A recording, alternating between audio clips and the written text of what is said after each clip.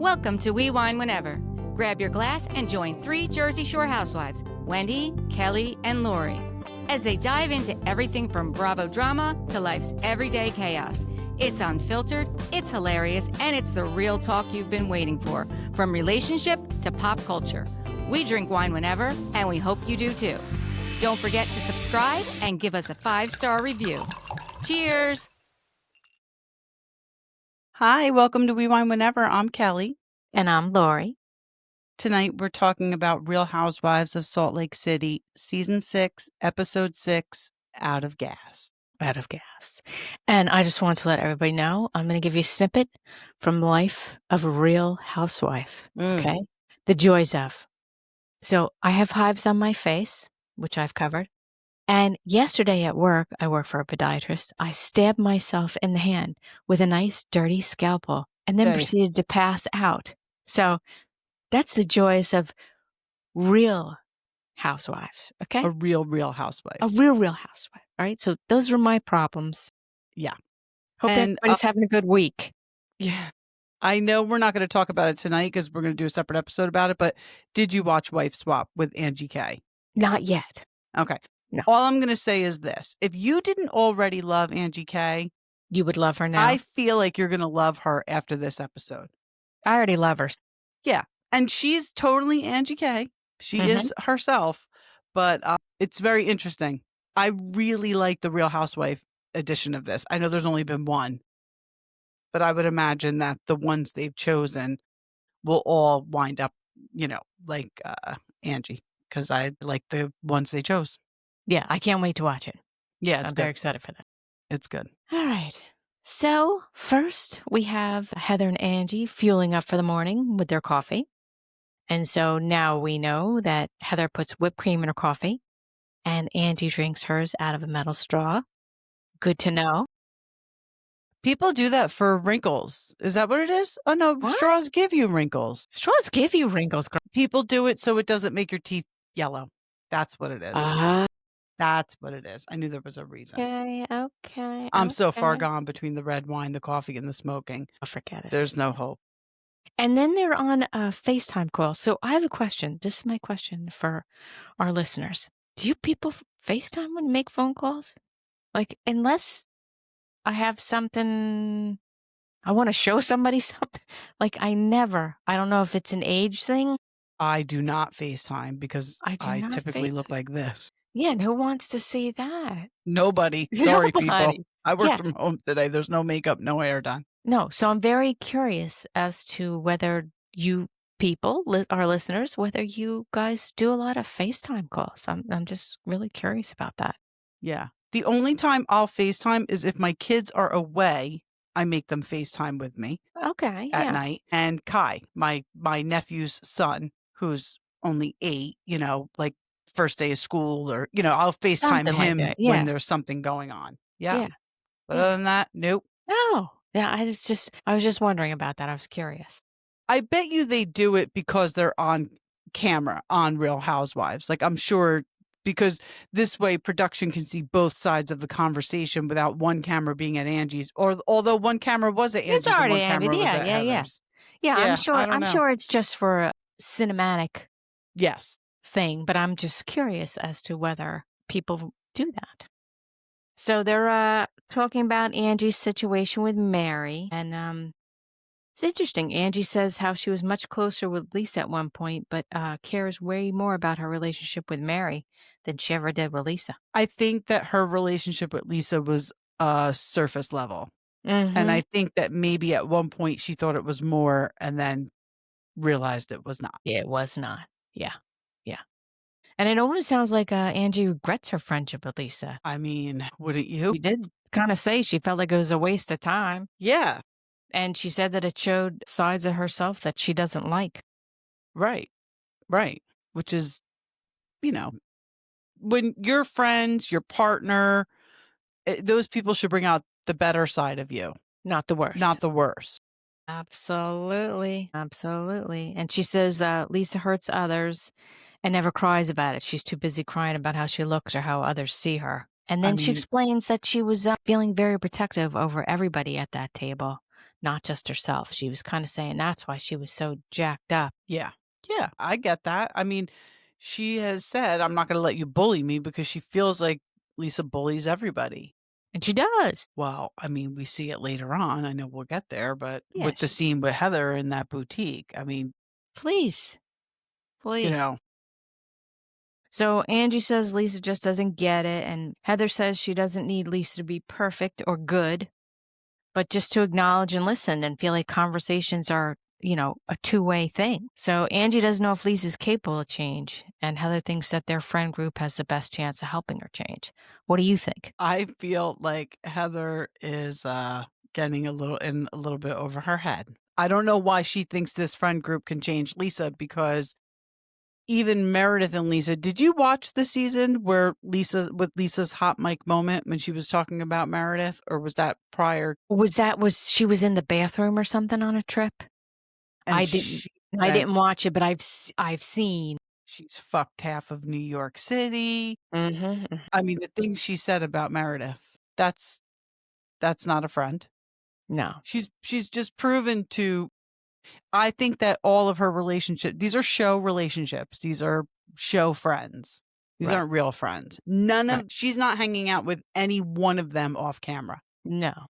So why Heather thinks she can have some kind of impact on Lisa, I don't know. And Heather says in her heart of hearts, in her confessional, she believes Lisa is capable of admitting fault. She just hasn't seen her do it. I feel like, and let's just clarify this for the listening, watching audience. When we're discussing these characters on the show, we're not discussing who Lisa Barlow really is, although she might be just who she appears to be on that show. But when we look at it and discuss it, we're discussing a character that's being played on a scripted television show. So for all you people who like to get up all in our grills about how we're bullies or we're saying mean things about people, keep in mind, please, that just because it says reality television doesn't mean that it is actual reality. And either way, this is who they're choosing to show us. Absolutely. They're making the choice. You're willing to broadcast it out there that this is who you are. Right. So then when you get a comment about I think is completely 100% playing a character. Mm-hmm. I don't think we're getting the real Brittany. I think that Brittany is playing someone on TV because I think she wants to be an actress. I'll be honest with you. I think that they're what all the deal on the with show. Brittany is. They're all on the show because they want to be actresses. Yeah, but her, I think she really wants a career in Hollywood being an actress. Definitely. And I think that Jared does too. And I think that this whole relationship thing is a bunch of bullshit between them. Absolutely. So I have no problem talking trash on Brittany. Yeah, there you go. And Heather says if they all can't enjoy themselves on a super yacht, then they are all some sad bitches, which I'll go with her on that. Yeah. I am excited for this trip because I love Captain Jason. Okay. Because he's from Below Deck. Oh, so it's a Down Under. It's a crossover because we're going to see it on Housewives, and apparently you're going to see it on Below Deck. I've actually stopped watching Below Deck because it's a little too much for me now. Like the current season, I had no interest. But I'll probably watch Down Under with Captain Jason. Okay. I'm kind of over Captain Sandy, and I do not like Captain Kerry, so but I'll watch Jason. All right, good to know. All right, the next scene made me very uncomfortable. Really? You were uncomfortable? Bronwyn and Todd? Yeah. I loved her outfit and her shoes. Gorgeous. Yeah, I just feel like Todd does not want anything to do with being on camera. And at this point, I wish housewives who have partners and kids who don't want to be on camera would stop forcing these people to be on camera. Because it's uncomfortable. Yeah, he is very, he can be uncomfortable to watch. I mean, but the whole thing with the cherry though, he plucked her cherry off her sundae. I think he just fucks with her. So I thought it was funny. 100%. And that was actually like a funny moment between them. But you can just tell he doesn't want any. No, he doesn't want anything like to the do it. way this is looking for his wife. Like he doesn't like the way she's being portrayed. But who can blame him? At all. Yeah, I don't who can blame him? at all. Yeah. Because I want to put it out there this way. I think that he must really and truly adore her. Yeah. Because this is not something that's good for them. This is not something he wants. He doesn't think it's an intelligent choice, but he's letting her do it because obviously it's something that she wants to do. Right. So Right. kind of look at it from that perspective. Yeah. But she's like looking for like, well, she said like she didn't raise her voice. She wasn't in the middle of the chaos. Well, yeah, she wanted a prize. She wanted a pat on the back. Like She wanted she wants approval. validation. Yeah, she wants she approval wants his from approval. him. Yeah, and that's Which kind we of just talked about this with somebody else, like Angie it's kind of sad. last week. Was that who? I don't remember. There's so many shows. Yeah, I know. Who can keep track? Yeah. So, she even says in her confessional, Todd's over this circle of women. And he told her that she can't be shocked to keep showing up at this circus and then be shocked by the clownery, which is exactly. so true. So true. I liked when she asked him to suspend his bullshit meter for a minute. I did like that. I mean, I do think, listen, I think they're a great couple. I like them, but I think that he just wants absolutely no part of this. So when he's on camera, although at the end, that wasn't uncomfortable at the end.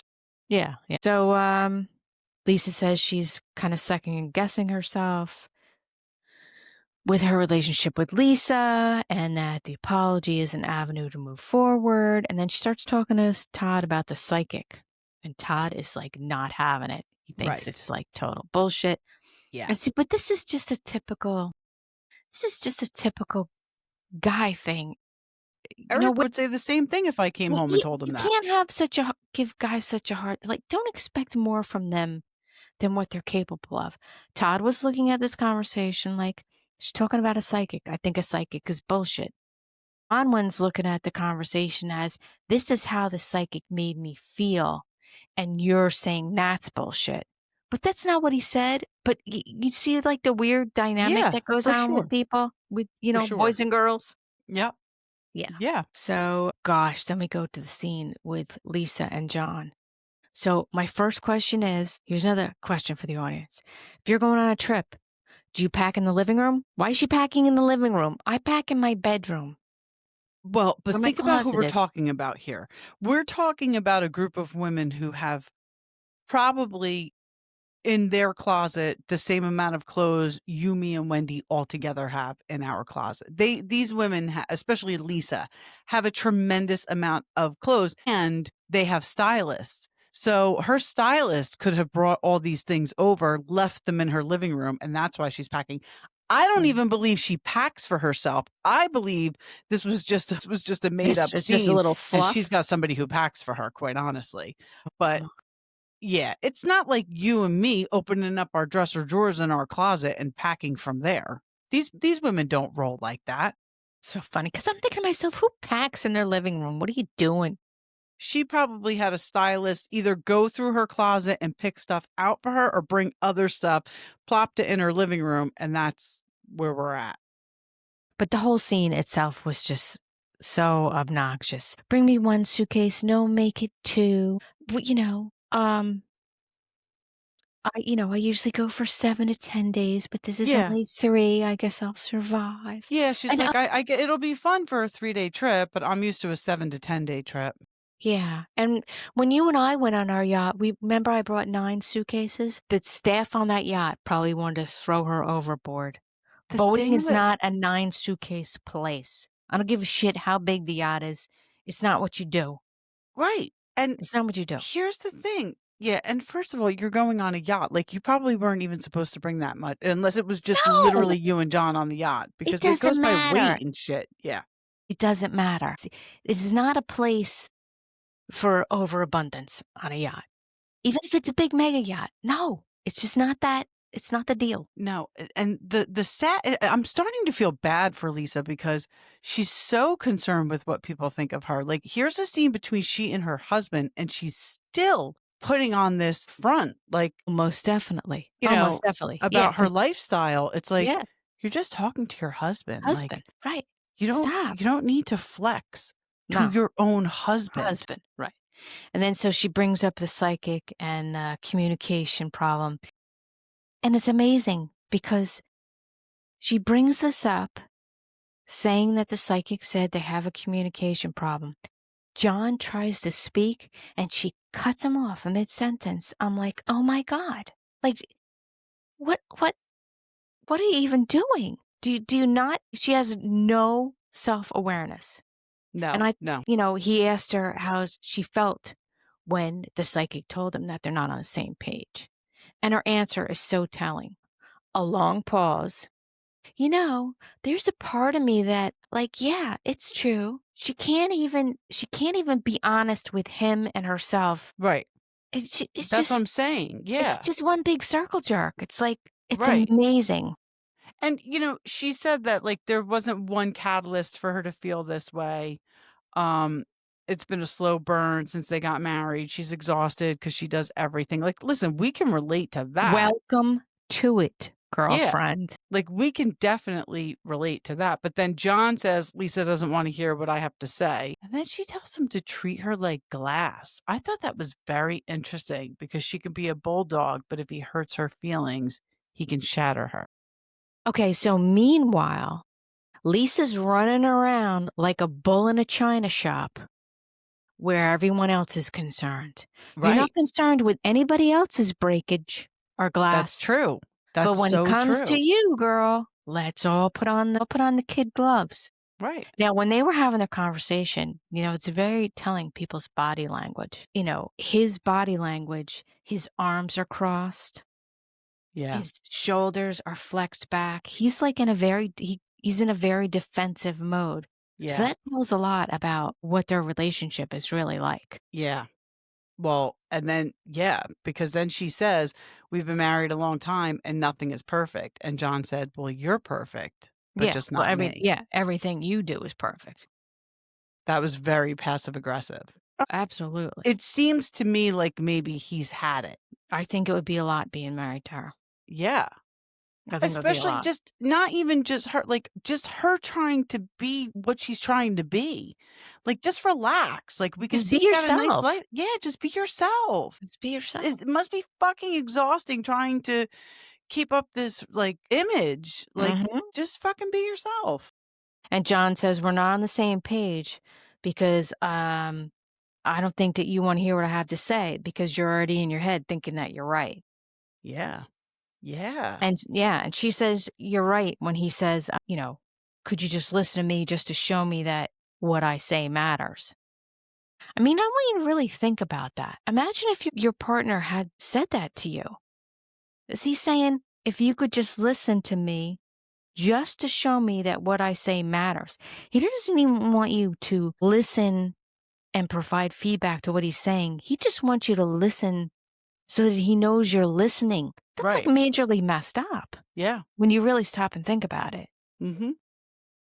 She just can't. I think she's like hitting a wall. Like, I think she's, everything's just too much, which, listen, leave the show. Leave the show. If it's going to save your marriage, leave the show. I understand these people. Like, is fame that much? Even Bronwyn. Yeah, obviously this is not something that your husband wants. So why? No, you don't need the money. Great life. Bronwyn doesn't need the money. No, you got a great seems to be life. although I hate saying that about anybody anymore because I mean, Wendy Osefo, that whole thing with the insurance fraud, and now there's another allegation out there that Shamia, a Real Housewife of Atlanta, she and her husband her husband's under investigation for something. So I hate to even say that about any of these people because who the fuck knows? Right, but what you're saying is, why would you go on TV if you got something like that going on? Exactly. Why? If you have any skeletons in your closet or you're doing anything that's not 100% on the up and up, why would you do it? Yeah. You're going to get caught. Yeah. And like even Lisa, it's passive aggressive. She says, well, I think there's some truth to that, but I don't think it's just me. Like she just can't. No. She just can't. No. So honestly, I think that she needs a shit ton of therapy. It's like, I actually feel bad for her. I really think that I'm starting to feel bad for her. She just doesn't know how to communicate correctly. I think she needs to step away from the show. I really do. I don't know if she was always a narcissist, but I think she's developed into a narcissist because of the show, never being able to say she's wrong, always blaming everybody else. Like, I just feel like her stepping away. Deflection. Yeah. At least for her marriage. Yeah, something. So then Mary comes over to Angie's, and boy, she came in hot. She came in so hot. I was laughing. And Angie says she feels like she's going to the principal's office, and she should know because she was a regular. I thought that was great. But now she's afraid. Mm-hmm. Yeah, it was so funny. Yeah, she like bitches her out about the drink. She bitches her about because she answered the door. Ooh, I was like, oh, Mary's pissed. Yep.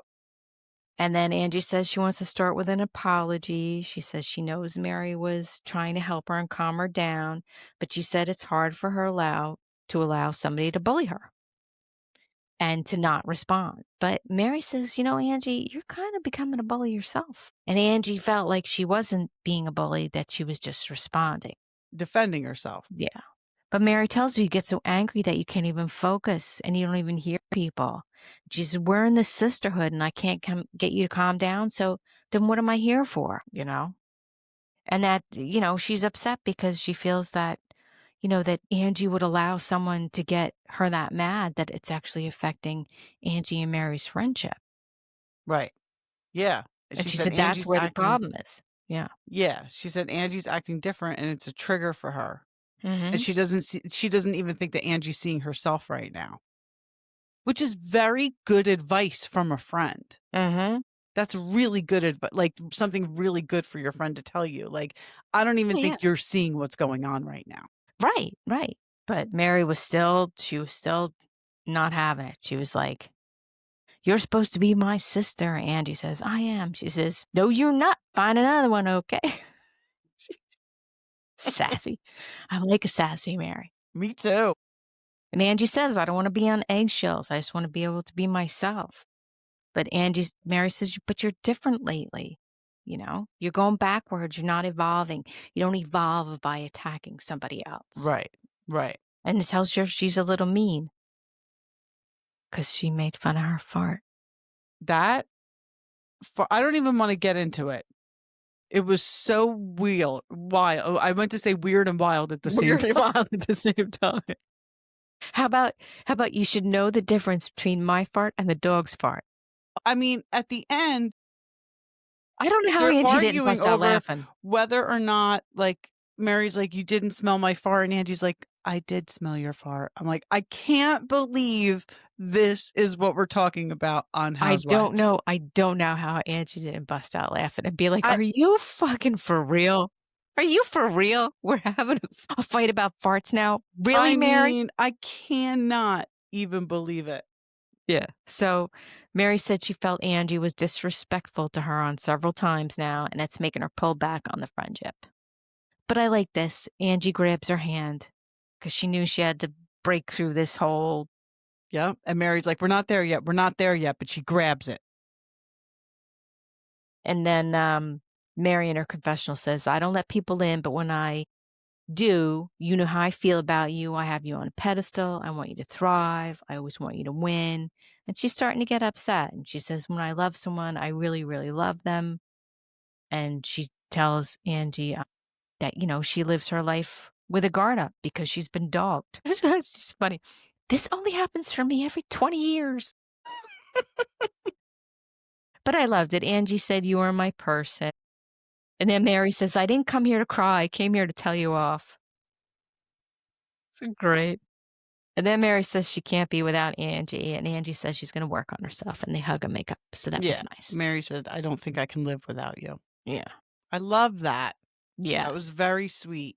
Very sweet. Very nice. I think they have a great friendship.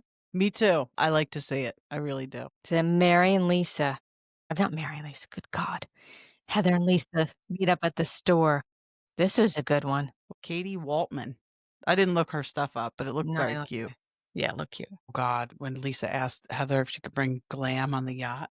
And I love how production went back to her glam meltdown in Trixie's Motel. Palm Springs. Yeah. Yep. Yeah. It's just too much. Yep. And Heather said, absolutely not. You're not No. bringing glam. No. I She mean, you're says, going on a yacht. Like, we've seen these yachts. Like, they're not, some of them are not like, you got 2 single beds in a room. You have a primary and then 2. So it literally sleeps like 6. They're going to have to she upgrade it just to the needs one to that sleeps 8. But where do you think your glam is sleeping, asshole? God, it's 3 days. For God's sake. Heather tells her that Whitney can do her glitter eyeshadow and liner, and Angie can blow out her hair. And she's like, oh, I don't trust Angie to do anything. And now what a comment to say, oh, that'll be nice for Angie. She's never been on a luxury trip like that or a yacht. Like, how does she know? How But does she know? you got to give, not necessarily a huge Heather fan, but you got to give her props on this one. Listen, I was extremely happy to She see says, yep, Heather. she says, I'm not going to haze Angie. So, Lisa calls Angie a mean bitch, and Heather tells her, if that's what you're calling Angie, then that's what you are too, because you're acting the same way. And you like this? Lisa asks Heather what she thinks Lisa did wrong. And there's no pause, no opportunity for her to answer. She did not ask her No. so that she could receive an answer. No. She asked her said so that she can give her opinion. Right. She says she's tired of Angie's digs, and Heather's like, I think she's tired of you digging too. And Lisa, oh, what digs do I make? Heather's like, are you kidding me? Are you for real? And she said, what you're saying you hate about Angie, exactly what you did. Lisa's, oh, like how? How did I go low? And Heather says, the soup man. And by Lisa the way, you just her. went low 2 seconds ago when you said that she's never been on a luxury yacht Of before. Course. Every time you talk about her, you're going low. Yes. She's delusional. That's the problem. Yeah. So then she corrects her and says that it is suit man, not soup man. So, Soup Man allegedly originated from the Call Her Daddy podcast. So, this Alex Cooper did a show with her friend Sophia Franklin, and Sophia's boyfriend at the time was referred to as Soup Man, and he was supposedly an HBO executive. So, eventually, those two split their and had their own podcasts, and Alex kept Call Her Daddy. And Sophia launched her own podcast. And then in 2023, Sophia had Meredith Marks as a guest on her podcast and told her that her ex-boyfriend, a.k.a. Suit Man, used to date Angie K. So, yeah, I don't know about that. Yeah, so I saw something quick about that. I'm glad you had the details, because I saw something quick. I saw that it was suit, not soup, and it had something to do with the Call Your Daddy. But it's not very clear if she dated him prior to her and John being together. But I do think her and John were very, very young when they got together. So I think I think that this whole thing is insinuating that Angie. That's right. I'm sorry, Sean, not John. Sean, because it's Angie. Right. God, we're both screwing up the name. Right. So. Well, I don't know. Yeah, who knows? I think I'm sure it was prior. Yeah. Whatever. But this is the thing. Like, why are you bringing that up, Lisa? If you don't dig on people, then why are you bringing that up? I mean, I think I could be wrong, but I think Angie, Lisa, and Heather all went to high school together. I think so. I feel like they did. I feel like they did. I think you're right. So Lisa might have known this just from, being an old class. I don't know, but who knows? Why are you bringing it up? In Heather's confessional, she says Lisa's just throwing shit on the wall to see what sticks. And that could certainly be the case. And how do you like that when she tells Lisa there's a reason no one ever rides hard for you, because everybody's been burnt by you and everyone at the table has a history with you where you have gone low. Yeah. She says you're a risky friend. If I have a friend or even somebody that I work with and they said something like that to me, I think I would leave hysterical crying, but I would be leaving on the fact that, like, oh shit, what did I do? Yeah. Like, no, how did I fuck something up that bad that someone felt like they had to say that to me? Like, I would go into like self-reflection. Oh, that's not going on here. She's never Maybe I going. shouldn't go on the boat. Right. That's her takeaway. Defensive instead of listening, and then goes to walk away and tries to bring Angie into that conversation. I don't know where she was going with that. And Heather says, you don't listen and you don't need to get upset. So Heather's making she sense. didn't like that Heather was trying to make her accountable for her actions. When Heather said you're a risky friend, I'm like, I am so proud of her. Like, yeah, a big Heather clap is out to Heather nobody's on that. employee. She is nobody's employee. And then Lisa in her confessional. Oh, is Heather blind and deaf? How come nobody sees all the times everyone comes for me, starting with Heather? And then protection flashes back to Heather calling Lisa out for saying Heather's a good time girl flashing her boobs. Well, I don't know what you were trying to say, Lisa, because you were the one who was coming for Heather. Exactly. You said it first season. Yeah. Lisa wanted nothing to do with Heather. But this is where I struggle with Heather. A lot of times I think she just wants to be friends with Lisa so bad, although this is kind of proving me wrong, and I'm happy to say it. Well, I think that you're right. I think that she always has wanted that. And I think because Lisa must have been like the cool girl. But now that she's got it, now she's like, yeah, what the hell was I striving for all these years? What was I striving for? Absolutely. Yeah. Yeah. So Lisa says, oh, I'm glad I gave you a book title. Oh my God, she took credit for her book title. Oh, it's just stupid. What do you think about Heather doing that docuseries about breaking away from the Mormon church? I didn't know anything about it. Yeah, she's doing some docuseries. I don't know how I feel about it. Like, listen. You feel like the book was enough? Yeah, I just feel like, if it's not your gig anymore, it's not your gig anymore.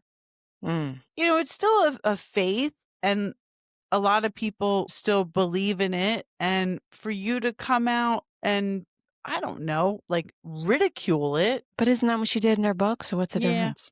Basically, I guess. I mean, it's like Leah Remini coming out against Scientology, I guess. There you go. You know what I mean? And that other woman who wrote that book, Unorthodox. Yeah, I guess people do it. So yeah. Yeah, freedom of speech, right? That's why we live in America. Mm-hmm. So Lisa says she can move forward, but she doesn't think Angie can. And then Heather tells her that they all feel bullied by her. And that, like you said, she's a risky friend. And then she's just unbelievable. Well, I don't feel like I am, and I'm sick of being labeled that way. Girl, if people, like I said, if somebody said that to me, I'd be like, oh, shit. There's a common denominator here, and it's you. Yes, and You're it's the common denominator. Right. If people keep saying the same thing to you, there must be a kernel of truth in it.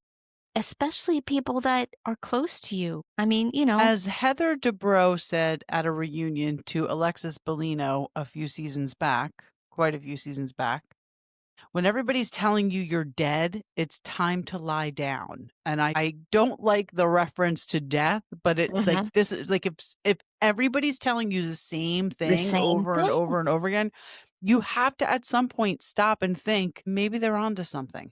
Right. Maybe there's something I need to examine within myself. If you can't find one person in this group of friends for you to go to and be like, and they're like, oh, I don't know what they're talking about. That's not really how you are.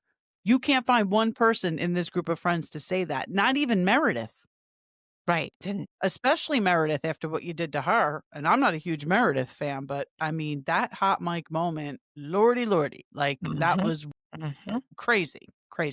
So Heather tells her, I want to move forward with you, but until you clear it up or change, which I think was the operative word, it's never going to go away. And then we move to Brittany and her daughter, Olivia. I'm so interested to see what you think about this. So, first of all, she had to ask to hug her, which tells you a lot. Yes. Tells you a lot. And it was an awkward hug.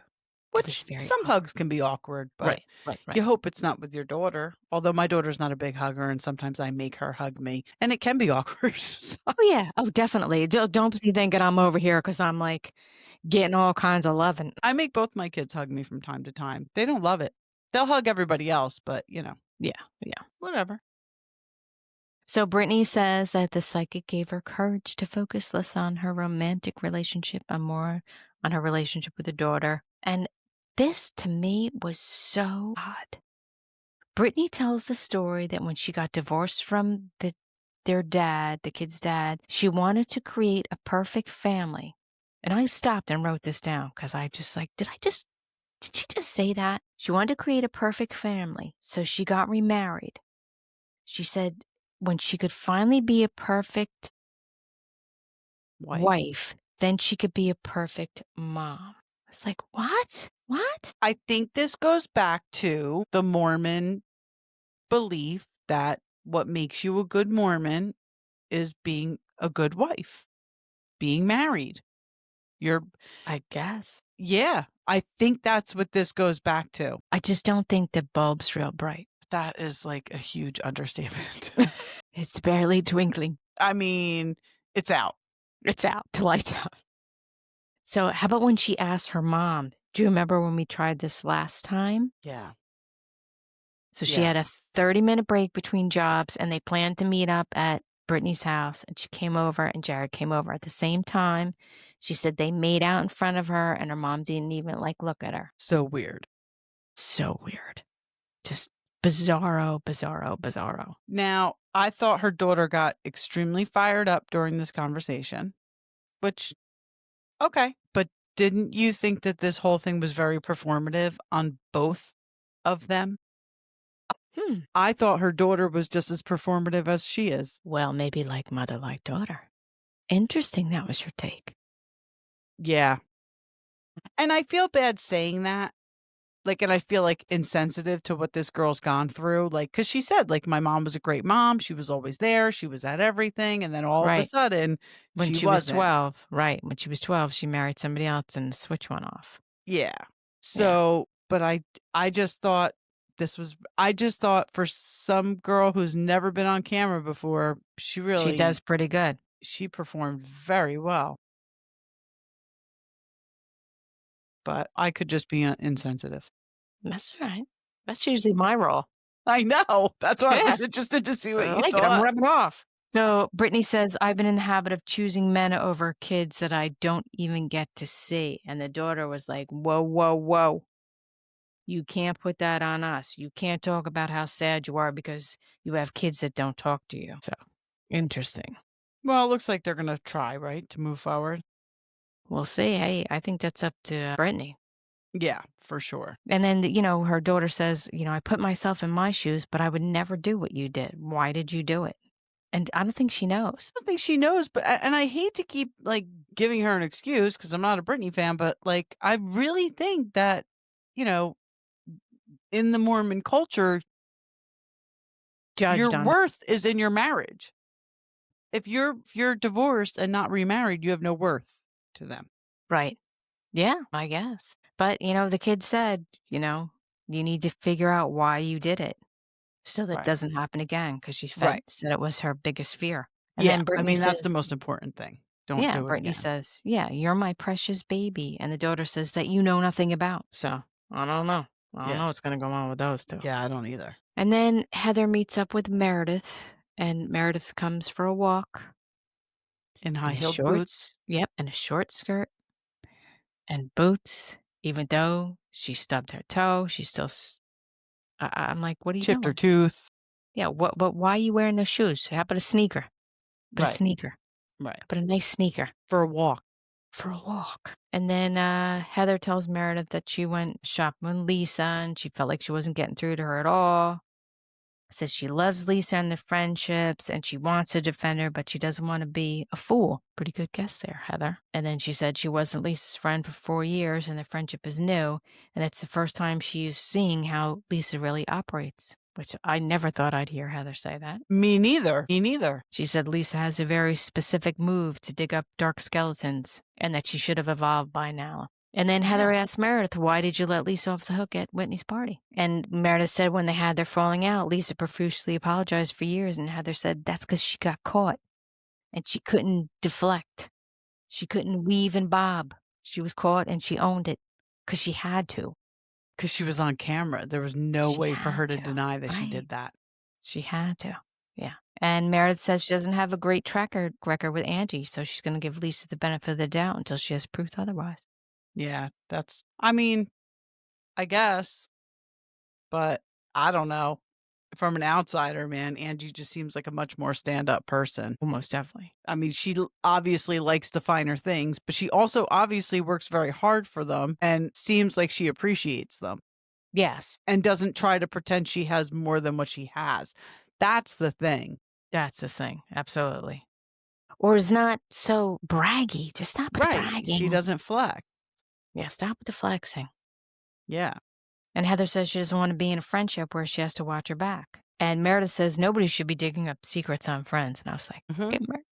Okay, Meredith. Right.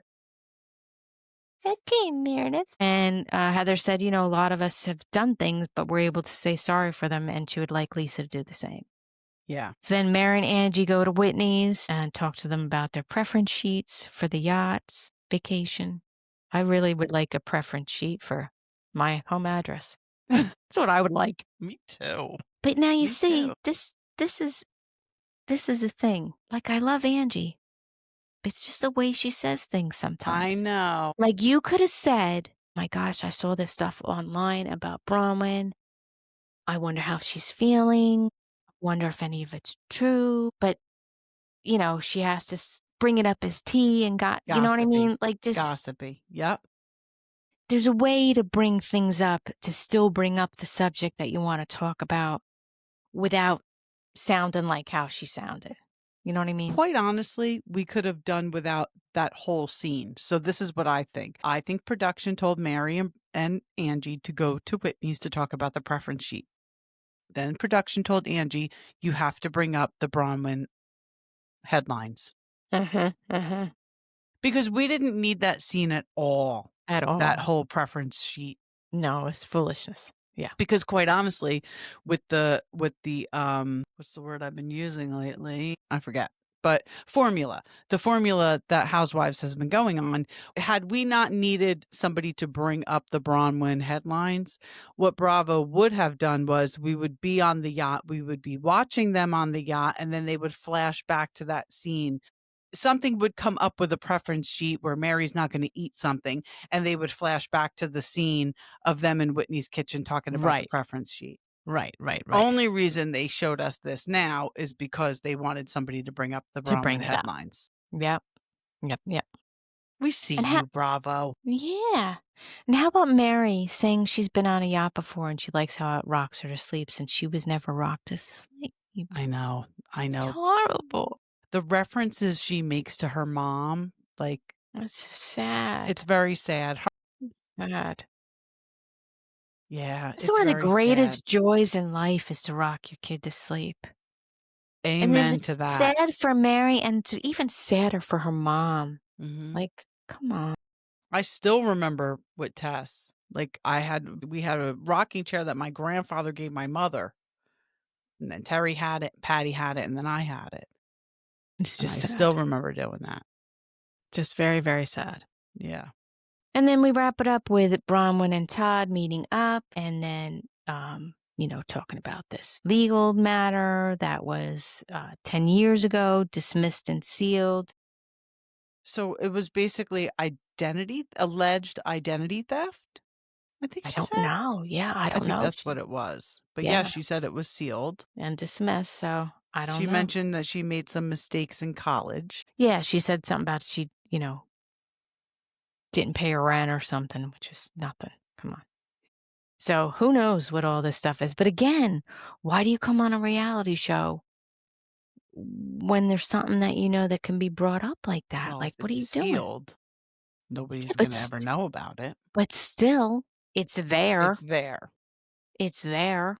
Yeah. And whether Bronwyn was being a good actress, playing the part of Bronwyn Newport or not, it did seem like she felt very bad that it was, could affect Todd and his business and how he's seen. Yeah, man. Todd's the bankroll. But Todd's bankrolling this whole all this shenanigans with the mother living in the house and the daughter's boyfriend. Yeah, the whole thing. Yeah. You could have fucked this all up. If this affects his work. Yeah. But she does seem like she feels bad about it. Yeah. She says she probably shouldn't go on the trip. And he says he doesn't understand why she would want to spend time with these ladies. And basically, there's a good chance that Lisa's guilty of starting or at least perpetuating these rumors. Yeah. And I like how he says he wouldn't piss on Lisa if her brain was on fire. It's great. That was pretty good. That's pretty good. And Todd tells her, if you're going to go, don't come home complaining that you and Lisa got into a fight. Yep. I Right? understand if you go, but don't come home and complain. And don't complain about it because this is what you want. Yep.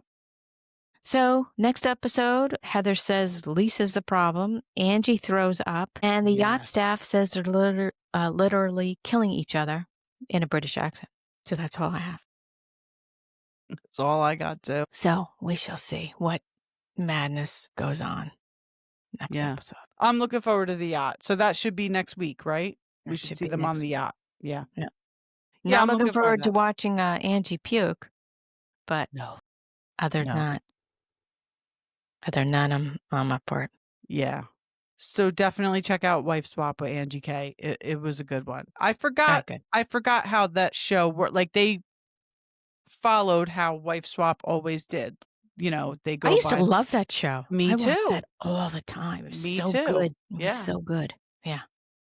I think it was a brilliant move on Bravo's part. I agree. I think them branching out from Housewives, like keeping Housewives involved, but doing other things other than Housewives. Because I said it the other night when we were doing Potomac. I'm just over it. Like, actually, you Salt Lake need City. To tell me. You don't I know. need to. But Salt Lake City, like I'm still into. Like I'm enjoying it. Yeah, I don't mind watching that. Honestly, the other ones, OC, over it. Miami, over it. Potomac, over it. Like they need to get new people. They need new blood. We'll see. And they need to make it be so like I've said this before. This whole I don't know who in the world has these relationships because that's the problem. Don't. No, that's the problem. They don't. These aren't real friendships. These are show friends.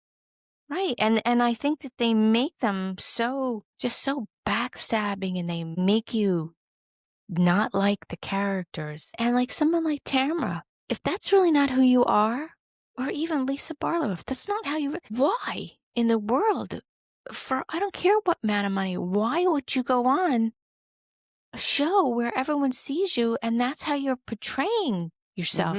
You're not even saying you're playing a role.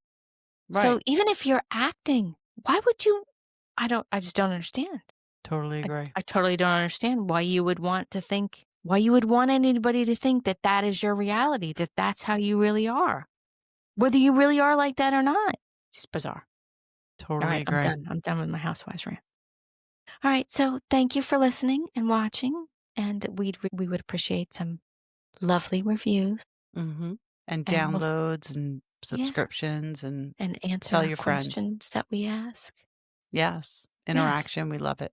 Yeah. Except for just don't call us old hacks. We already know we are. We know. That's right. We don't need any reminders. We don't need any reminders. We have mirrors in our house. Yep. All right. So good night. Bye.